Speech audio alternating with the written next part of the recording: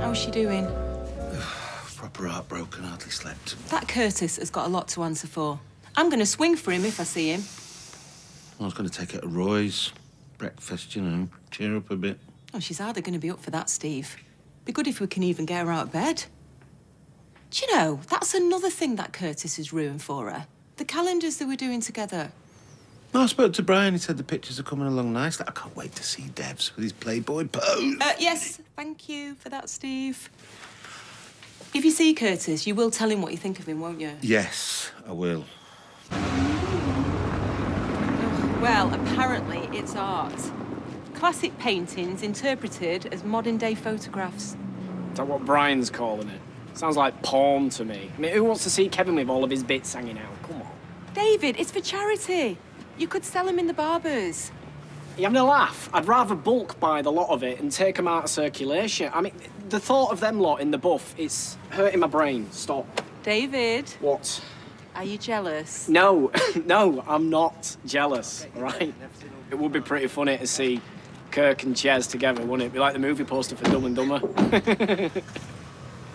Steve?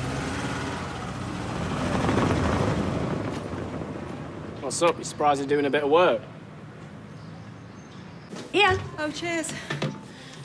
Sorry I'm late. I couldn't find my flat key. That's heartbreak for you. It messes with your head. Have you seen your dad?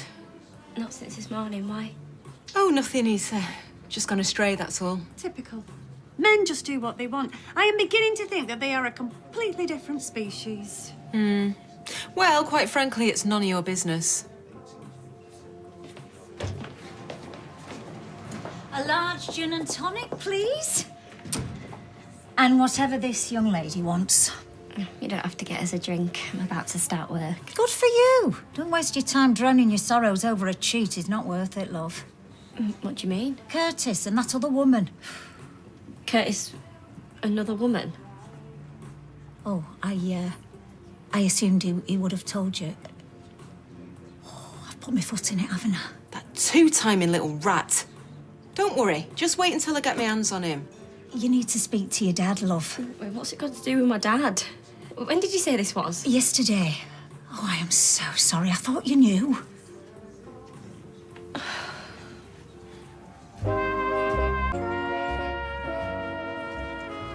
Curtis looked like he knew this woman well. I mean, he was showing her photographs on his phone and they were laughing, you know, giggling. He even picked a bit of fluff out of her hair at one point. Yeah, thank you. There's a table free over there. It's better that the truth is out. Women's solidarity, especially after Fizz's article. Right, well, I don't think we need to be burning our bras just yet. But thank you for starting the fire. Hey, just let's keep it together, girls. Yeah, remember, it's a man's world out there. I knew it. Deep down, I had a feeling it were all too good to be true. And all this time he's had another woman on the go. Darling, you don't know that for sure. Probably. We've heard it from Debs. Have you actually heard from Curtis since? Nope. And I won't want to now after hearing what he's been up to. I mean, what if it's another girl off the street? Or maybe that wine rep? God, he must think I'm stupid. I just don't know why my dad didn't tell me this morning. It's definitely not the wine rep. Our wine rep's a man. Look, I wasn't going to say anything, but I actually did see Curtis getting into a taxi with your dad this morning. I mean, flaming heck, what is he doing? Ferrying him around the place. Right. I am ringing my dad now. Hi, it's Steve. I can't answer your call right now.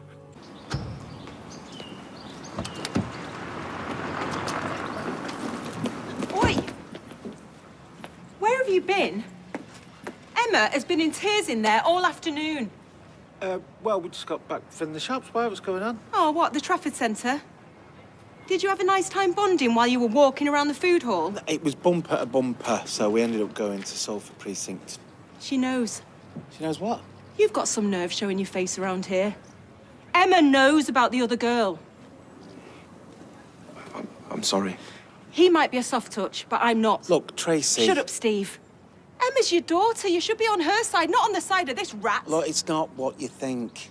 We've been at the hospital. Can somebody please tell me what's going on? All right, fine. I'll tell her the truth.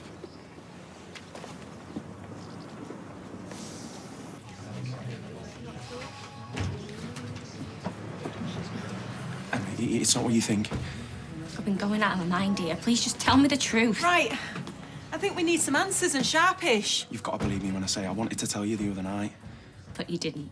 You just dumped me. She's been thinking you're having an affair. The woman your dad saw me with, right, she was part of a support group for people like me. I'm sorry. I didn't want to hurt you. But you did. I've been in bits. And what support group are you on about? I didn't know whether to tell you or not. Right, because we just clicked, didn't we? You know, it was impossible after that.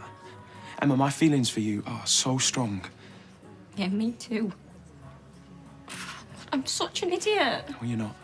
You're not an idiot. I just didn't want you getting in too deep. Your dad came with me to the hospital this morning. It's true. I went to see a leading cardiologist. A cardiologist? Well, is that as bad as it sounds? I'm very sick, Emma. That's why I needed to end things.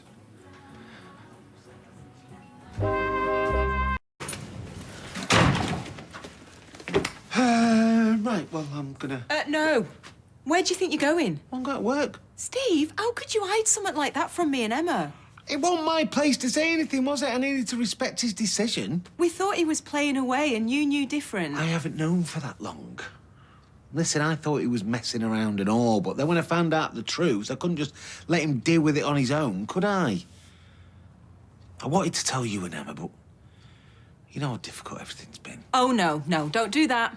Don't make it about you. I'm not. Yes, you are, Steve. You always do. You see that I'm softening, and then you lay it on thick. Why, softening? No. Oh, you're here. We're looking for you at the flat. If you've come to apologise... No, it's not that. You hurt me and you lied to me. Well, we'll talk about that in a bit. Steve, you can't come barging in here. Curtis is at the cab office. He's leaving. I know. He thinks he's going to get a cab, but he's not, because I've stalled him so you two can talk. I don't want to talk. Well, you've got to, because you're good together. Steve, he's ill. Emma's young and full of life. All that matters to me is your happiness, and I think that he makes you happy. Well, she won't be happy in the end, will she? Listen, right?